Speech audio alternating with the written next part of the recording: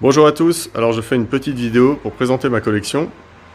Alors un grand merci à Comic Snoop qui m'a invité sur sa vidéo. Et donc pour parler un peu de ma collection, donc moi je collectionne depuis 2002 à peu près, donc ça fait presque 20 ans. Et j'ai pas mal de kiosques dans ma collection. Même s'il y en a beaucoup qui mettent ça dans des boîtes en carton, moi j'aime bien les exposer, je trouve ça très joli. Donc j'en ai quelques-uns, alors je vais faire un petit tour rapide et on va pas faire tout en détail parce que sinon ça va durer trop longtemps. Et donc on va essayer euh, de faire un petit peu en gros, je présenterai en gros les trucs que j'aime bien et puis voilà, et je passerai un petit peu pour un peu tout montrer. Et on peut commencer par mon château Disney en Lego que j'aime particulièrement et que j'ai mis en hauteur parce que j'ai un enfant de 2 ans qui aime bien jouer avec. Donc je vais commencer par ici. La luminosité a changé parce que j'ai pris les vidéos en plusieurs fois et que nous ne sommes plus le jour. Donc d'avant je m'excuse parce que j'ai rien pour poser mon portable. Donc si jamais vous avez le mal de mer, eh ben, je m'excuse d'avance. Ça risque peut-être de bouger un petit peu. Je vais essayer de faire au mieux. Donc on commence par les omnibus de chez Marvel. Donc on a notamment Annihilation. Ça c'est une super série que j'avais aussi en kiosque, mais que j'ai racheté en omnibus parce que j'ai adoré toute cette, j'ai adoré tout ce run et j'ai adoré Abnett et Lanning dans le Cosmic Marvel. C'est un peu eux qui m'ont fait découvrir et aimer le Cosmic. J'étais pas trop de la génération Sterling, donc j'ai pas trop connu cette époque-là, mais Annihilation ça a vraiment été une grosse claque pour moi à l'époque. Voilà, on a du Spider-Man, on a la saga du clone. Donc la saga du clone c'est les éditions qui étaient parues il y a quelques années. Hein. Donc la saga, elle est en 2 tomes. Voilà, qu'est-ce qu'on a d'autre par ici? On a les éditions de DC de Panini à l'époque, notamment The Killing Joke, qui est un petit peu connu. Voilà, on avait des vieilles éditions aussi avec du comics avec du papier de moins bonne qualité, et du souple. Ils faisaient ça aussi à l'époque Panini sur DC. Après, donc on a du Batman, je vais pas venir trop en détail, on a Silence, ça c'est fantastique, je l'avais aussi en kiosque, je l'ai racheté juste en noir et blanc, La Cour des Hiboux, c'est la première partie du run de Snyder. Donc on a tout le run de Tom King sur Batman, donc ça c'est un run que moi j'ai vraiment beaucoup aimé. C'est un run qui est un peu divisé, mais ça me paraît presque normal parce que je trouve que Tom King il a vraiment fait quelque chose de tranché. Il a fait quelque chose de différent et il a vraiment pris un parti pris intéressant de parler vraiment de la psychologie de Batman. Et je trouve que quand on fait un truc tranché, qu'on a un parti pris, eh ben c'est logique que ça plaise à certains et que ça déplaise à d'autres, logiquement. Mais en tout cas, moi j'ai vraiment adoré. Alors c'est sûr qu'il y a des tomes qui sont un peu plus en dessous que d'autres. Hein. Il y a des tomes sur les cauchemars de Batman, c'est un peu plus anecdotique. Mais vraiment, en général, c'est une histoire qui m'a fait quand même tirer quelques larmes. Et c'est vrai que dans le monde des comics, ça arrive pas si souvent que ça. Donc ça, c'était vraiment une très bonne surprise. Ensuite, on a bien sûr le run de Snyder, que j'ai pas tout aimé en entier. J'ai adoré le début, bien entendu. Tout ce qui est en zéro, ça m'a pas trop parlé à fond. Après, tout ce qui est mascarade, le retour du Joker et tout ça, ça a vraiment été encore du bon. Voilà. Et ensuite, on se retrouve avec la collection Marvel de chez Hachette. Donc, je vais essayer de prendre la frise en entier. Voilà. Donc, on a la frise complète. Alors, il y avait les 60 premiers numéros et puis après, ils ont continué. Donc, ils ont agrémenté de numéros en chiffres romains pour des histoires plus anciennes et ils ont continué après les 60, des histoires un peu plus récentes. Moi après j'ai arrêté parce que ça commençait un peu à coûter cher et que j'allais manquer un peu de place, encore que j'aurais pu, hein, mais bon, voilà, je me suis arrêté.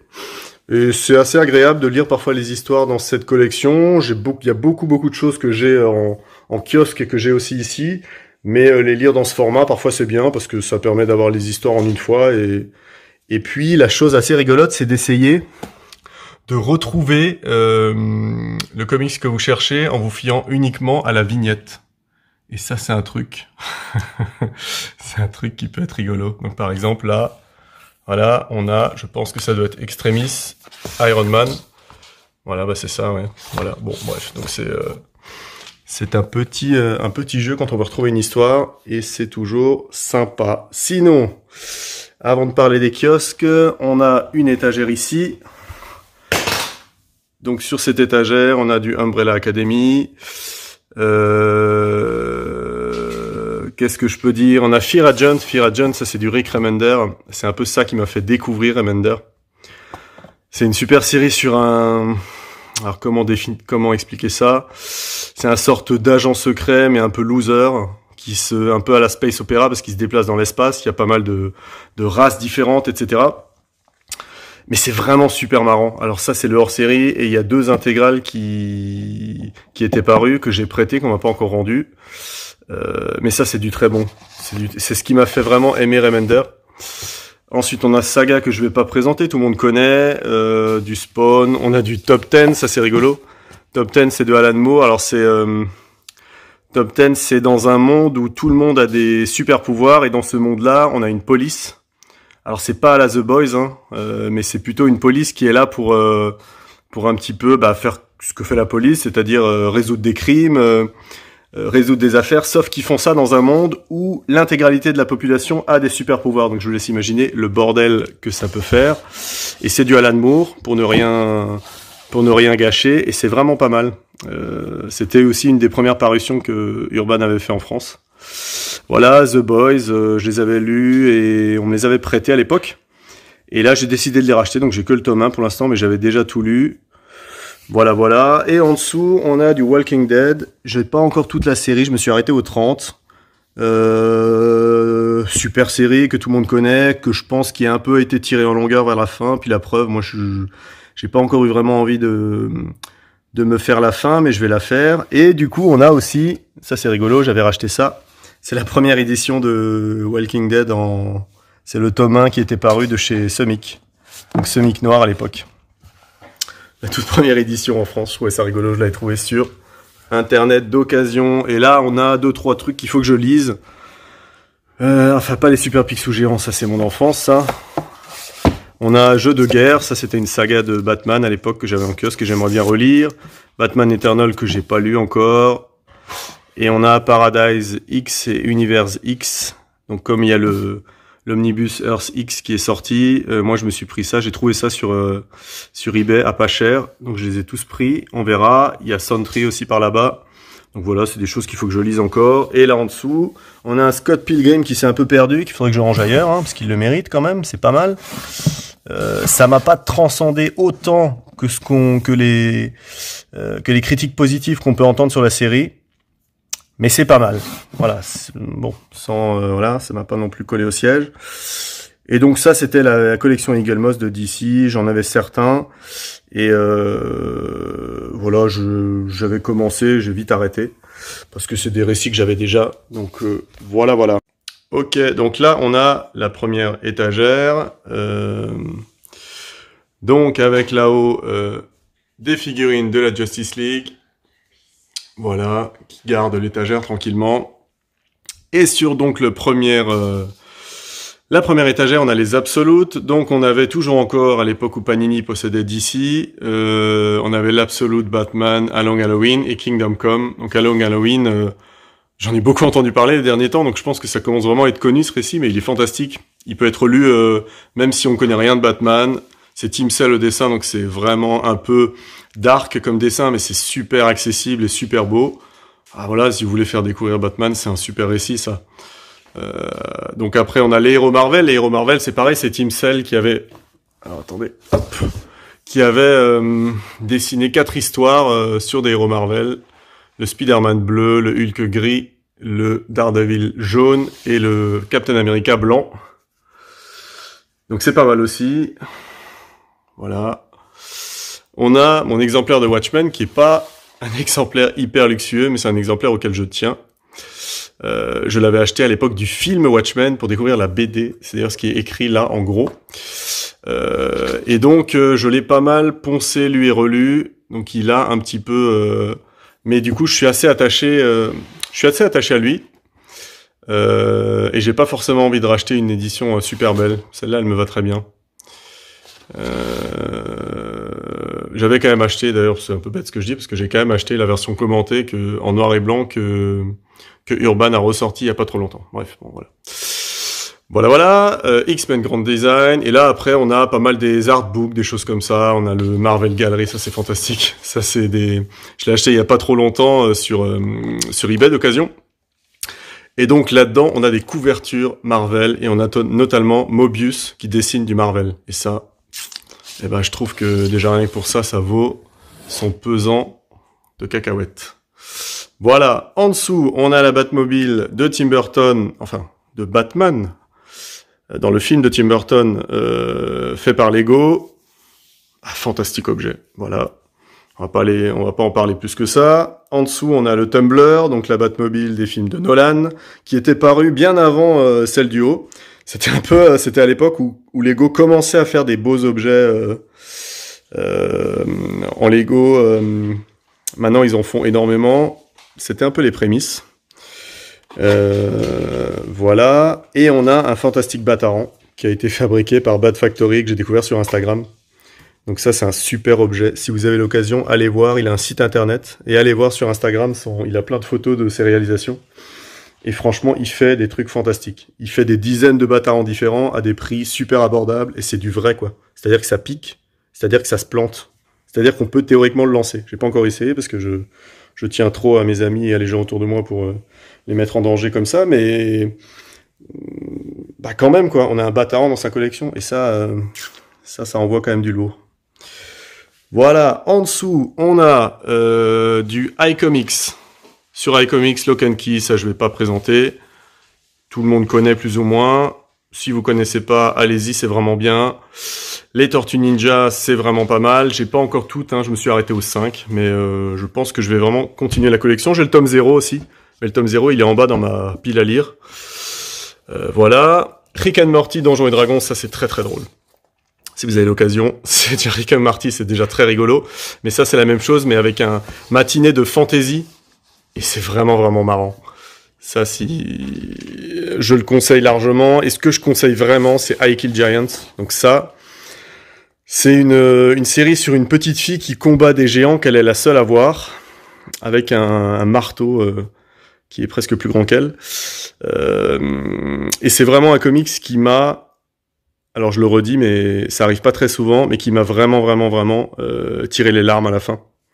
C'est vraiment une super histoire, avec un super message. Vous serez scotché en le lisant, je vous l'assure. Ça, c'est sûr et certain.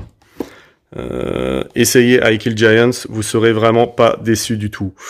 Ensuite, on a du Justice League, Brightest Day, Blackest Night. On a la version Panini de Superman Red Son en souple qui était parue à l'époque. Voilà. Hero in Crisis que j'aime bien. C'est pas un récit avec un scénario de fou, mais Kleiman, il est fantastique dessus. Le dessin est assez fou. Ça, c'est le premier Superman que Urban a sorti en France. C'est assez rigolo avec la maquette un peu cramée, là, où ils ont essayé de faire un truc, là, qui donne moyennement, quoi. Mais c'est rigolo. Quand on regarde ça, maintenant, quand on voit tout ce qu'ils ont sorti depuis. Voilà, du Aquaman. Bon, voilà. On va passer en dessous avec DC Universe Rebirth. Ouais, du Doomsday Clock. Bon, ça, j'en ai déjà parlé sur ma chaîne Instagram. J'avais dit quoi sur ce... Le scénario était pas génial, mais le dessin était fantastique. Ouais, je dis souvent ça, hein. Mais c'est vrai que le scénario m'a pas vraiment... On sent qu'il veut faire un truc de fou, mais qu'en fait, ça finit un peu en brof, voilà, quoi. Mais le dessin de Gary Frank est vraiment bien. Donc, bon, voilà. Je conseille pas ça du tout à des gens qui sont pas habitués aux comics, hein. Vraiment pas. Et je conseille pas non plus à ceux qui ont pas lu Watchmen, encore que. Mais bon, il faut quand même avoir un petit bagage de comics pour comprendre quelque chose. Ensuite, on a The Wake. The Wake, c'est une histoire de Scott Snyder et de Sean Murphy, deux personnes qui sont relativement célèbres, on peut le dire. Voilà, et c'est un peu une histoire à la The Thing où on a des humains qui se retrouvent dans une station sous l'eau avec une créature, voilà, un petit peu étrange. un peu horrifique, voilà. Hellblazer, c'est très très bien. Preacher aussi, bon, j'ai pas encore fini. Punk Rock Jesus, c'est fantastique. Ça, il faut absolument le lire. Tout le monde connaît, c'est Sean Murphy, mais c'est vraiment vraiment une bonne BD. C'est excellemment dessiné et c'est vraiment, il y a un super message. L'histoire, on la connaît tous, hein, c'est l'ADN de Jésus qui a été retrouvé, Jésus a été cloné et il est envoyé dans une émission de télé-réalité à notre époque. Voilà, pour qu'on suive sa vie. Si vous entendez un pitch plus cramé que ça, eh ben, je vous laisse me le dire, mais je trouve que ça, c'est déjà pas mal et ça donne bien envie de lire.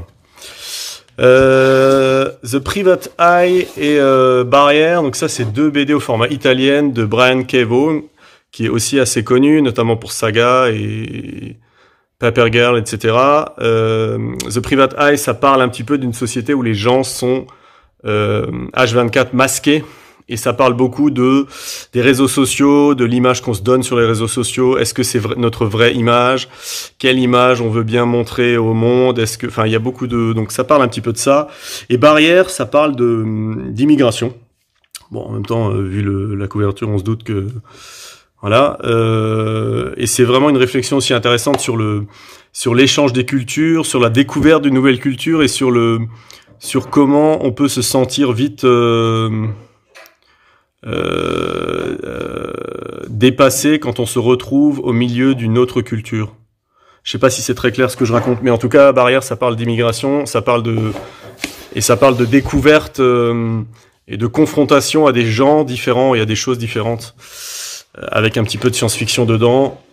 Voilà, je pense de nos jours, c'est des thèmes qui peuvent quand même un peu parler. Là, on a du Black Label, on a Luthor. Bon, je vais pas rentrer trop dans les détails là-dedans. C'est des récits qui sont assez connus. V pour Vendetta, Alan Moore, j'en ai déjà parlé. Descenders, ça c'est très très bien, surtout le dessin. Ah ouais, le dessin de Dustin Nguyen, il est assez fantastique. Une espèce d'aquarelle un peu... Ouais, ça c'est de la bombe. Ouais, je vais essayer de pas spoiler en foutant. En plus, je vous prends le tome 5, pour pas spoiler. Hein. C'est vraiment le meilleur truc à faire. Paper Girl, c'est très très bien. Si on aime les voyages dans le temps, il faut lire ça. Brian K. Vaughan. Le petit gars, il a fait ses preuves quand même. Hein. C'est un des scénaristes les plus en vue en ce moment. Mais il vole pas son titre. Hein. C'est vraiment bien ce qu'il fait là-dessus. Why the Last Man, pareil. C'est très très bien ce qu'il a fait là-dessus. Voilà, Kill or Be Killed, ça c'est du Brubaker, donc c'est un peu thriller. C'est l'histoire d'un gars qui se retrouve à faire un pacte avec le démon pour ne pas mourir. Je suis plus tout à fait sûr, mais je crois que c'est pour ça. Et en gros, il doit tuer une personne par semaine s'il veut continuer à pouvoir vivre. Sinon, son âme est vendue au démon, une histoire comme ça. Bon, bref, en tout cas, c'est assez rigolo parce que c'est un gars qui se retrouve à devoir faire des meurtres, alors que c'était pas son trip quand même à la base au départ, quoi. Et donc, c'est en 4 tomes et c'est une super histoire. Donc, la deuxième étagère, je me rends compte que je vais un peu trop lentement, donc je vais un petit peu accélérer pour ne pas faire une vidéo trop longue. Donc, là au-dessus, nous avons les récits noir et blanc de Panini, c'est vraiment bien, des dessinateurs de fous. On a du Mark Brooks sur le Han Solo, et ça, c'est quand même l'histoire, c'est quand même une course de vaisseau. Donc l'histoire, elle est pas folle, mais une course de vaisseau dessinée par Mark Brooks, avec le Faucon Millenium, plein de vaisseaux autour, tout ça en noir et blanc, dans un format agrandi. Je peux vous dire qu'on en plein la rétine. C'est vraiment, vraiment, vraiment bien. Ensuite, The Authority, ça c'est top. Warren Ellis, hein, lui, il l'est un peu moins, mais bon, son récit est pas mal. Ultimate, ça c'est vraiment très très bien. Si jamais vous voulez mettre quelqu'un au comics, mettez-lui ça dans les mains.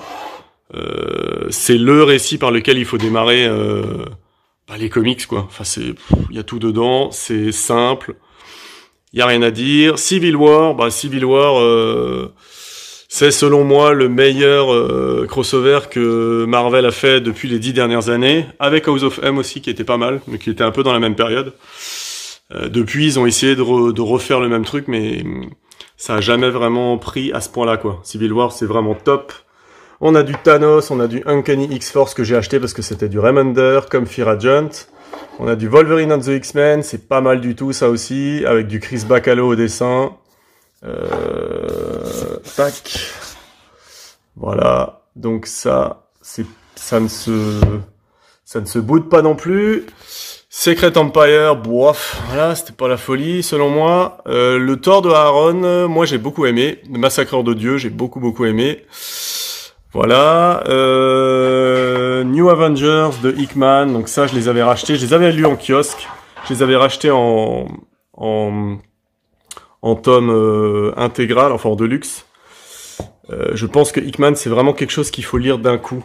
Le lire en attendant un mois à chaque fois entre les épisodes, c'est compliqué parce que il faut vraiment être dedans. En fait, il met tellement de choses et tellement de détails qu'en fait, il faudrait à chaque fois, chaque mois en kiosque, il fallait relire les 5 trucs d'avant pour arriver à comprendre quelque chose. Donc, je voulais les racheter en deluxe pour pouvoir vraiment les lire d'un coup. Et je suis pas déçu, c'est pas mal du tout. La Vision, ça c'est voilà, toujours Tom King. Et La Vision, c'est un petit peu célèbre en ce moment, La Vision, on en entend parler, c'est pas mal. Daredevil de Bendis et Maliv, alors ça, bon bah, si vous connaissez vraiment pas, c'est un peu Daredevil, c'est un peu à la mode thriller, on se concentre pas trop sur ses pouvoirs et le côté super-héros, un peu plus sur son état, sur le fait qu'il soit avocat. Et c'est des récits qui sont vraiment bien, très urbains, pas trop super-héros, pas trop explosion de lumière, quoi. C'est très urbain, c'est très noir, mais c'est vraiment bien. C'est du Bendis, donc c'est de qualité. Voilà, je vais pas venir en détail sur les Marvel Now. Voilà, je peux parler de Superman Une Vie. Je sais pas ce que vous avez pris comme couverture. Moi, j'ai pris celle-là parce que j'aime le disco. Voilà, très bien. Ensuite, les Marvel Icons, ça c'est une super collection. Punisher, X-Men de Morrison, c'est fantastique. Spider-Man de Straczynski, c'est fantastique. Punisher, il y a quasiment tout qui a été fait sur le Punisher qui est bien. Alors il y a des trucs bien et des trucs un peu moins bien, mais globalement, je trouve que les Icons sont tous à peu près de bonne qualité. Toujours du Marvel Now, ensuite du 100% Marvel, avec ce fantastique gris qui fait qu'on n'arrive absolument pas à lire les titres. Mais en gros, on a du Doctor Strange, on a du Immortal Hulk, on a du Iron Fist, voilà, on a un peu de Daredevil. Ça, c'est les anciennes éditions, c'est un peu comme ce que j'ai montré avant sur DC, c'est les Marvel Monsters, ils appelaient ça, avec un papier de moins bonne qualité. C'était du souple, on a notamment Planet Hulk, on a X-Factor, X-Factor c'était une super série ça. Et ça avait commencé en kiosque et ils avaient publié la suite en Marvel Monsters, c'était vraiment bien. Quelques 100% Marvel, il n'y a pas grand chose que je peux dire en détail là-dessus.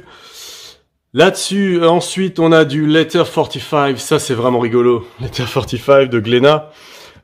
C'est l'histoire en fait, le début de l'histoire, c'est le passation de pouvoir entre deux présidents des États-Unis. Et en fait, quand il y en a un qui accueille l'autre, il laisse toujours une lettre. Et dans la lettre, il met un peu tous les secrets d'État à l'intérieur, genre le truc que le président doit savoir, mais c'est que lui qui doit le savoir, parce que c'est un secret absolu. Et notamment, quand il ouvre la lettre, le brave président, il se rend compte que, en fait, on a découvert un vaisseau alien qui se trouve dans le système solaire, aux abords de Jupiter, et que les États-Unis ont lancé un vaisseau avec 5 ou 6 personnes dedans qui va vers ce vaisseau alien pour aller à sa rencontre.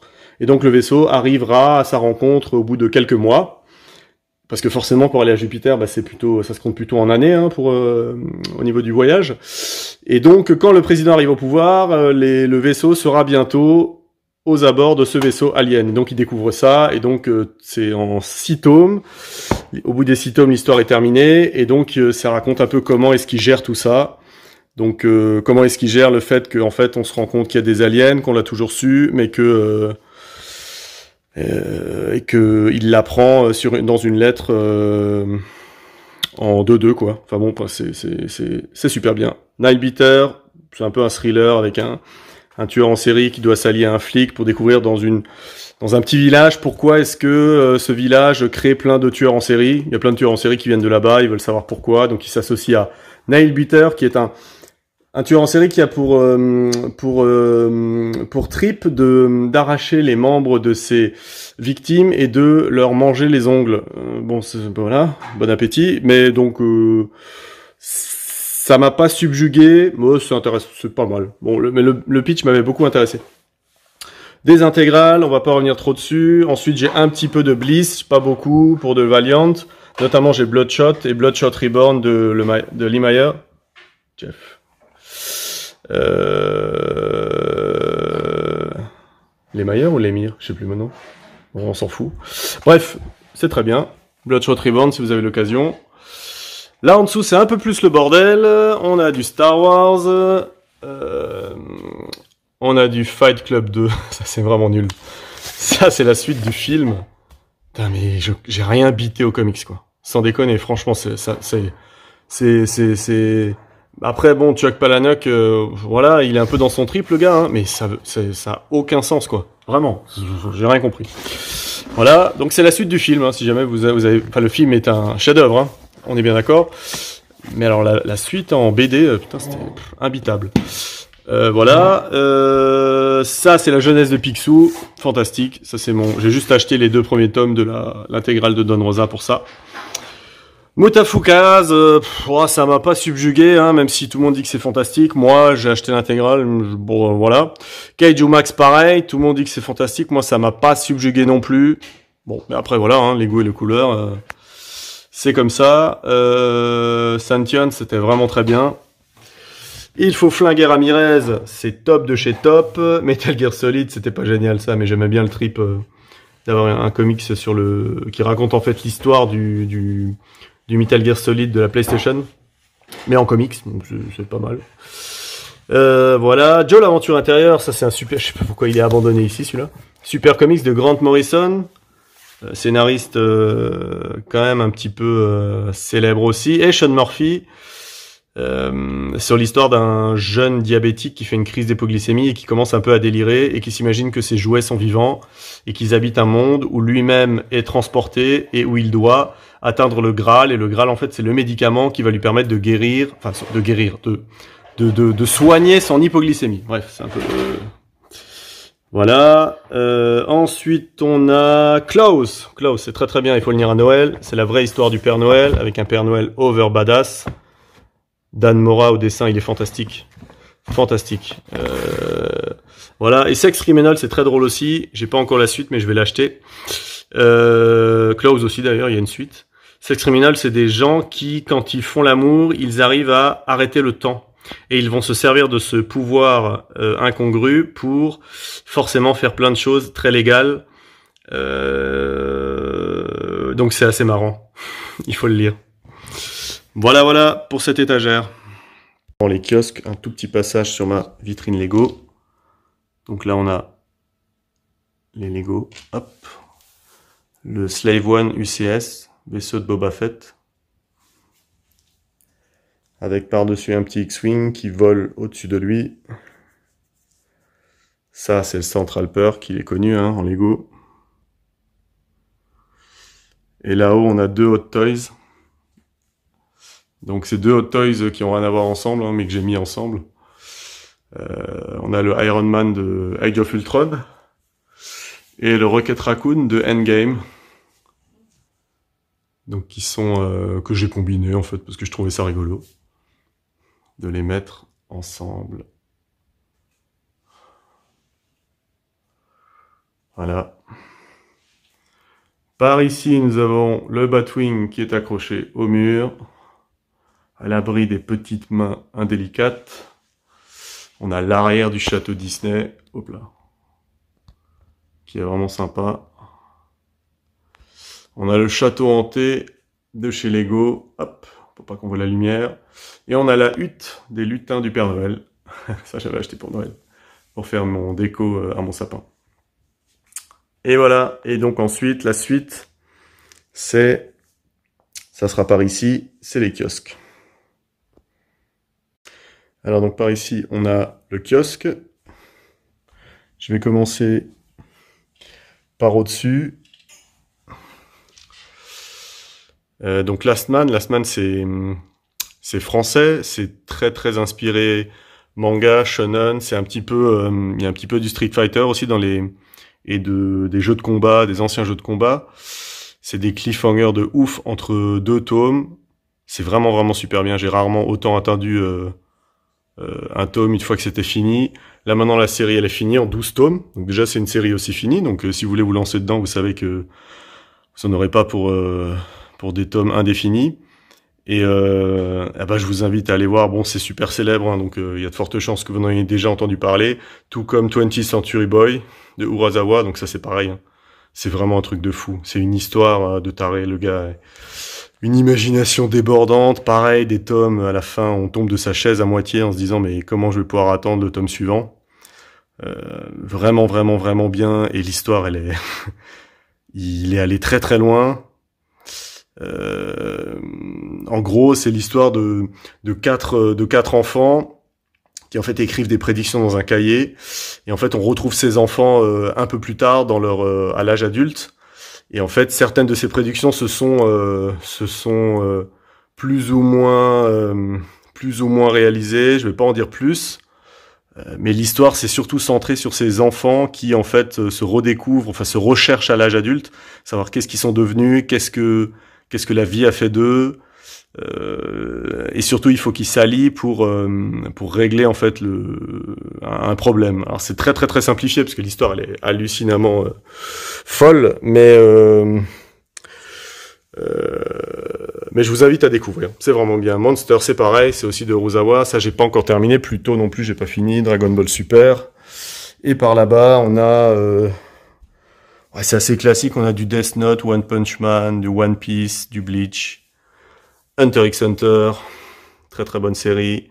De Shonen, Naruto, que j'ai pas fini non plus. Bon, voilà. Et ensuite, donc, on a les kiosques en dessous. Alors, les kiosques...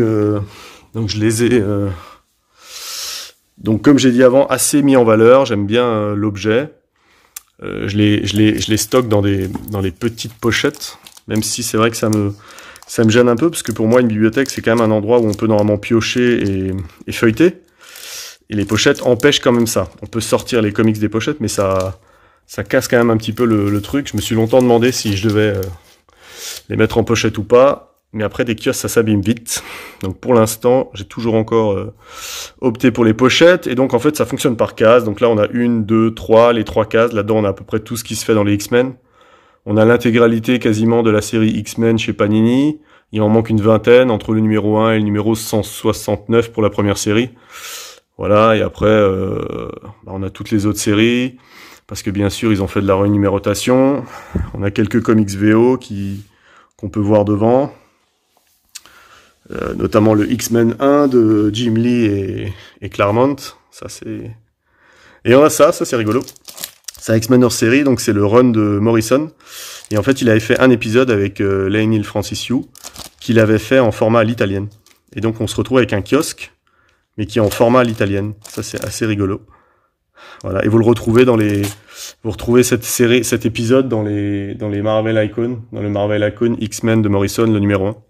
Qui est pas facile à lire du coup, parce qu'à l'italienne, il faut mettre la BD dans l'autre sens, et comme elle est assez grosse, c'est pas très simple.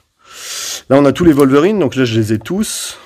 Je les ai complétés récemment, avec notamment l'Arme X, sorti chez Semic à l'époque. Ça, c'est aussi un très bel objet, qui me tient particulièrement à cœur, parce qu'il est en bon état, et ce récit, c'est quand même un récit...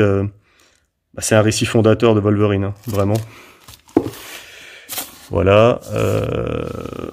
Ensuite, ça continue par là-bas. Alors, par là-bas, on a les Spider-Man. Donc là, sur les 2 étages, vous avez tous les Spider-Man. Je les ai quasiment tous aussi. Spider-Man de Panini, la version 1. En fait, je dis version 1 parce que, bien sûr, il y a eu de la renumérotation. Hein.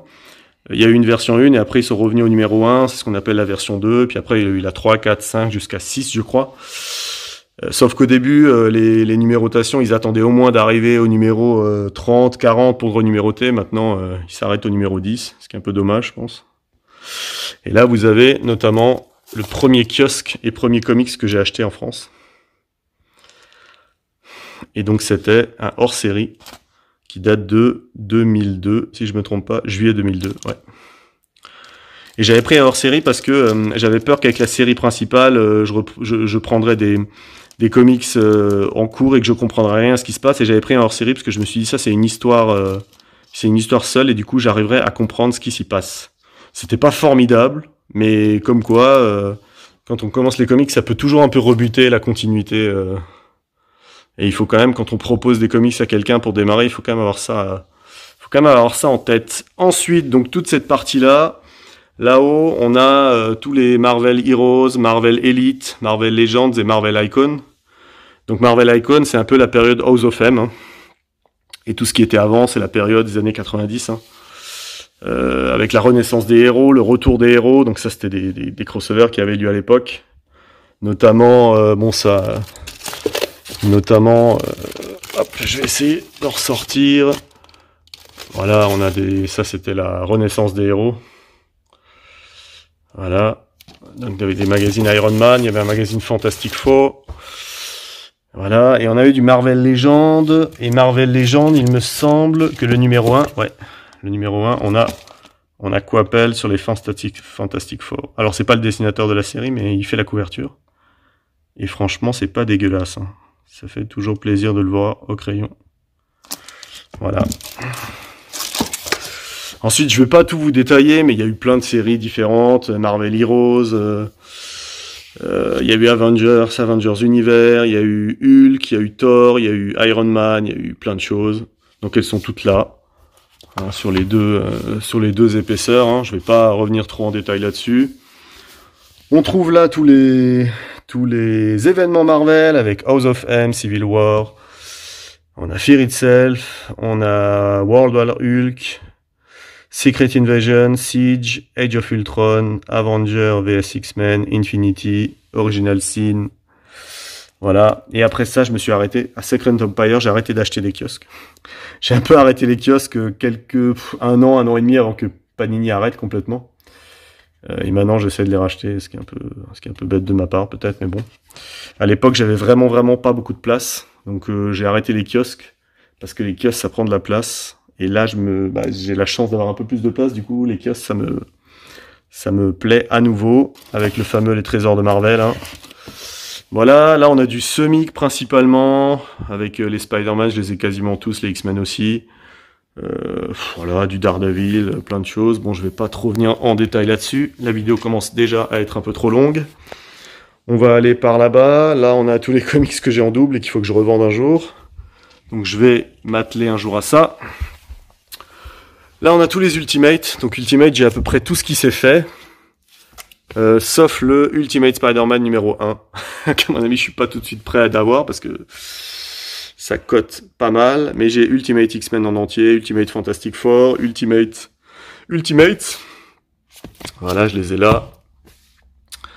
Les Marvel Universe, donc c'est ça qui m'a fait découvrir le cosmique chez Marvel, hein.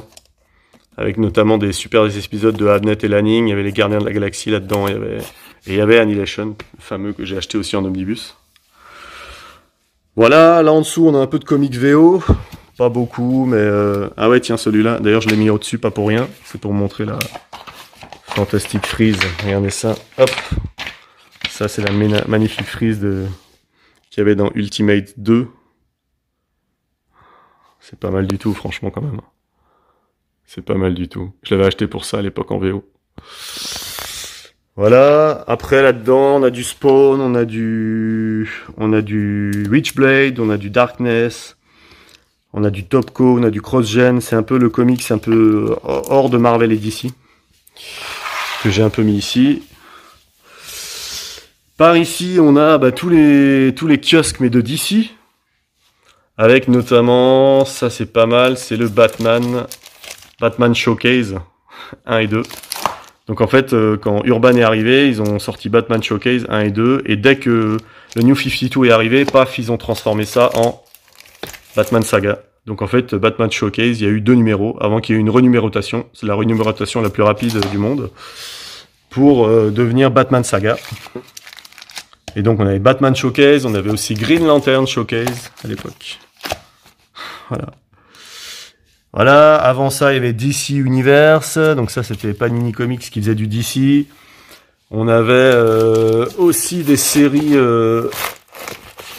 Là derrière, on a Batman Superman, on a le Batman, on a la série 52, ça c'est rigolo. Donc ça, 52, c'était aussi une série qui était parue en kiosque et qui maintenant est ressortie chez Urban. Hein. C'était pendant c'était pendant le Infinite Crisis qui avait eu le 52, avec franchement cette couverture, elle défonce quoi. Moi j'adore. Voilà, donc il y en avait eu 13, c'était paru sur un an. Voilà. Ça, c'est les Before Watchmen avec les couvertures variantes de Jim Lee. Voilà. Et du coup, eh ben, écoutez, je crois qu'on est arrivé au bout. Donc, je m'excuse si la vidéo, elle est un peu... si vous avez le mal de mer en regardant, parce que j'ai eu un peu du mal à cadrer et à parler en même temps. Et je m'excuse s'il y a un changement de luminosité, parce que j'ai fait les vidéos en plusieurs fois, à plusieurs moments de la journée différentes. Du coup, ça doit paraître un peu bizarre quand on les regarde d'un bout à l'autre. Eh ben, j'espère que ça vous a plu, et je vous souhaite de très bonnes lectures, et je vous dis à bientôt. Allez, salut!